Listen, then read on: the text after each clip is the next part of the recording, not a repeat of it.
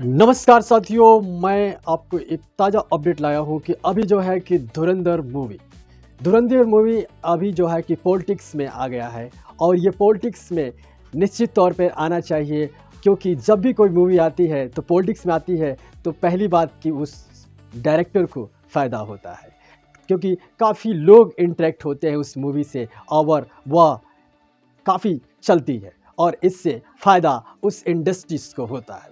लेकिन मूवी से हमें इंस्पिरेशन मिलता है, हम कुछ सीखते हैं। बाकी मूवी और कभी-कभी मूवी इतिहास को बदलने के लिए भी प्रयोग किया जाता है।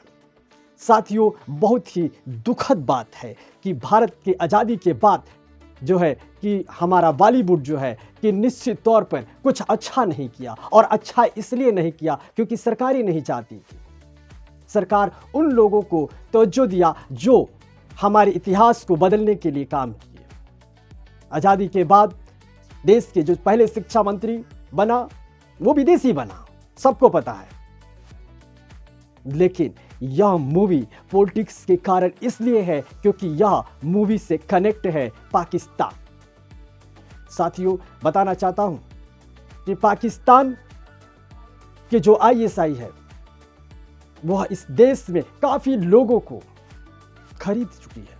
काफ़ी लोग जब भी बात करते हैं, समझिए अगर सो इंटेलेक्चुअल की, तो समझ जाइए कि कुछ ना कुछ है।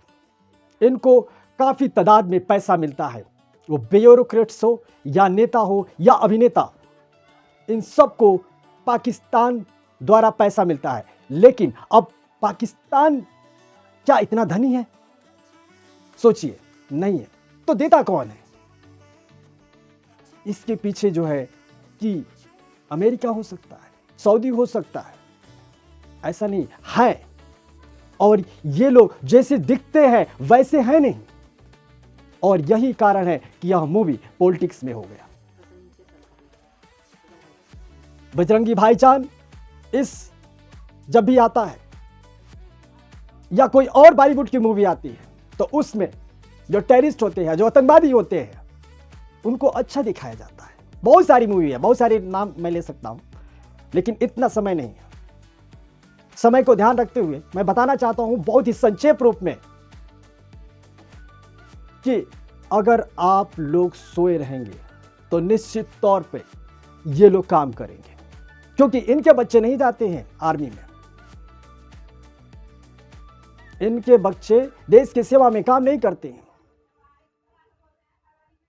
कोई भी भाजपा हो, कांग्रेस हो या कोई भी लीडर्स हो, इनके बच्चे, आप देखिए इनका इतिहास, बाहर रह रहे हैं, बाहर पढ़ाई करते हैं। पाकिस्तान 1947 में जैसे आजाद होता है, हमने उनको टाइम दिया, किसको? कश्मीर को। लेकिन पाकिस्तान उसी वक्त हमला कर देता है। हम चाहते तो पाकिस्तान से कश्मीर को पूरा ले सकते थे, लेकिन हमला कर देता है 1947 में। जहां हमको जाना चाहिए, लेना चाहिए, तो हम कहां पहुंचते हैं? यूएन में पहुंचते हैं। ऐसा क्यों? इस डिसएग्रीमेंट पे कौन था? यूएन क्यों जाना पड़ा? कहीं ना कहीं विदेशी शक्तियों का हो सकता है दबाव हो, लेकिन कहीं ना कहीं देश के अंदर जो बैठे हुए हैं, जो लीडर्स, वो भी कहीं ना कहीं उनको झुकाव है उसके प्रति। लगातार घाव देने के बावजूद हमने उससे कई ट्रीटियां की, पानी दिया, लेकिन वो लगातार जियाउल हक जब से आया या जैसे वो आजाद हुआ तब से वो हम लोगों को घाव दे रहा है। तो हमें समझना होगा। इस मूवी में इलियास कश्मीरी नाम का एक टेररिस्ट होता है। उससे पूछा जाता है कि आप कश्मीर लेने के बाद क्या करेंगे? तो जानते हैं जवाब क्या देता है? कि कश्मीर लेने के बाद हम हैदराबाद लेंगे, हैदराबाद लेने के बाद जूनागढ़ लेंगे, और जूनागढ़ के लेने के बाद पूरा भारत लेने की हमारी प्लानिंग है, और जब तक भारत नहीं लेंगे तब तक ये जिहाद चलता रहेगा। इस सोच, इस प्रवृत्ति के लोग काम कर रहे हैं, और इसी प्रवृत्ति के लोग काम देश के अंदर कर रहे हैं। बिहार में चुनाव होता है तो बिहार के लीडर पाकिस्तान जाता है सोचिए, उस पर आज तक कार्रवाई नहीं की गई। कितने लीडर्स, जिसमें मुराद देसाई, आर के गुजराल, इनको रॉ से नफरत था, और इतना नफरत था कि जब पाकिस्तान अपना न्यूक्लियर प्रोग्राम कर रहा था तो इंटेलिजेंस ने इनको बताया, इन्होंने जियाउल हक को फोन करके बताया कि आप जो कर रहे हो हमको पता है। और जैसे उसको पता लगा, 150-200 इंटेलिजेंस के लोग, सोचिए इतने ढूंढ ढूंढ के वो उसने मारा। कैसे कैसे मारा होगा सबको पता है, कैसे वो मारता है। भूल से सर्वजीत क्रॉस कर दिया था, 40 साल उसको इतना सहना पड़ा। और हमारे यहां भूल से अगर कोई आ गया, कोई चरवाहा आ गया, खाना पीना साड़ी सब कुछ देकर भेजते हैं। 1962 में चीन ने जैसे हमला किया, उस वक्त भी पाकिस्तान चीन के साथ था। 1965 में पाकिस्तान ने हमला किया, 1971 में भी उसने फिर हमला किया। और लगातार कश्मीर में जो इंसर्जेंट होती है या पूरे भारत में होती है, 1978 के बाद जियाउल हक ने जो काम किया उस सबको पता है। लेकिन ऐसे ही सब कुछ नहीं हो जाता है। उस वक्त इजराइल ने बोला था कि परमाणु का जो कार्यक्रम जो है पाकिस्तान का चल रहा है, आप मुझे बेच दीजिए, मैं उस पर हमला करके उसको तहस नहस कर दूंगा। लेकिन इंदिरा जी ने मना कर दिया। उसके बाद फिर ऑफर आता है राजीव जी के कार्यकाल में, इजराइल फिर बोलता है कि आप बेच दीजिए, हम उसको खत्म करेंगे। राजीव जी ने मना कर दिया। उस वक्त क्या जियोपॉलिटिक्स होगी सोचिए।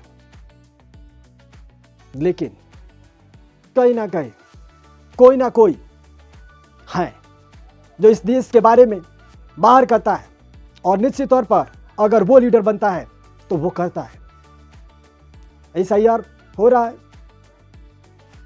फेंसिंग हो रही है बंगाल में, इस पर लोग प्रश्न उठा रहे हैं, ऐसा क्यों? आप क्या इसको रखना चाहते हैं? जो बाहरी लोग तय करेंगे कि देश के प्रधानमंत्री कौन बनेगा, देश के CM राज्यों में कौन बनेगा, अगर वो तय करेगा तो हम कहां जा रहे हैं? सेना बॉर्डर पे केवल मारने के लिए नहीं है, आपको अपनी नीतियों में सुधार लाना पड़ेगा। हमारे पास संविधान है, संवैधानिक दायरे में रहिए। संविधान आपको फ्री ऑफ स्पीच देता है, इसका मतलब नहीं कि आप संविधान का मजाक उड़ाएंगे। सब लोग जानते हैं कि आप क्या कर रहे हैं, इसलिए अपने आप को देश से पहले ना रखिए। देश सर्वप्रथम है। देश के लोगों को मरने के लिए नहीं छोड़ा जा सकता, कोई भी पार्टी हो। ऑपरेशन पराक्रम में भी 2001 में भी मना किया गया था कि आप हमला नहीं करेंगे। 1998 में भी मना किया गया था कि आप LOC को पार नहीं करेंगे। ऐसा क्यों? केवल गोलियां खाने के लिए लोग तैयार हैं, खड़े रहेंगे वहां पे, टिट फॉर टैट करेंगे। नहीं तो ये व्हाइट कॉलर मॉड्यूल चल रहा है, कभी केमिकल वॉर करने की कोशिश किया जा रहा है, और ये पाकिस्तान प्रायोजित है, सबको पता है। लेकिन देश में जो लोग देश के खिलाफ है उन पे भी कार्रवाई होनी चाहिए। पाकिस्तान से ज्यादा जमीनें हमने वक्फ के नाम पे दिया। आपको भी इस देश को समझना होगा कि यह देश अगर आपको सम्मान करता है तो आपको भी सम्मान करना चाहिए। बाकी ये भी बताना चाहूंगा कि जितना कांग्रेस ने जो बाहरी लोग आ रहे थे इनको भगाने की कोशिश किया अपने कार्यकाल में, उतना भारतीय जनता पार्टी नहीं की। आज कुछ भी कहे, उन्होंने इनको नहीं रोका।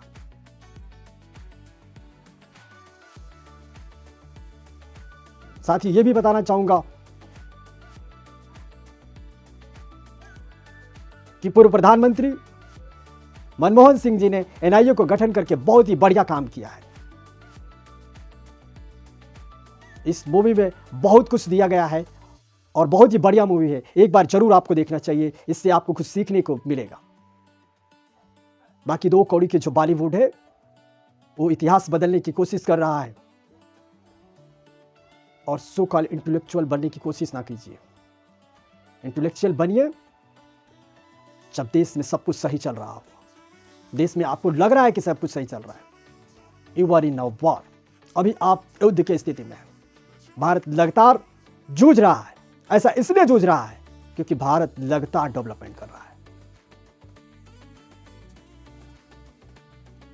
प्रधानमंत्री जी लगातार मेहनत कर रहे हैं और इसके वजह से डेवलपमेंट कर रहा है। कोई भी शक्ति जो बाहरी के द्वारा प्रयोजित है देश के अंदर, उन सब पर कार्रवाई की जाए।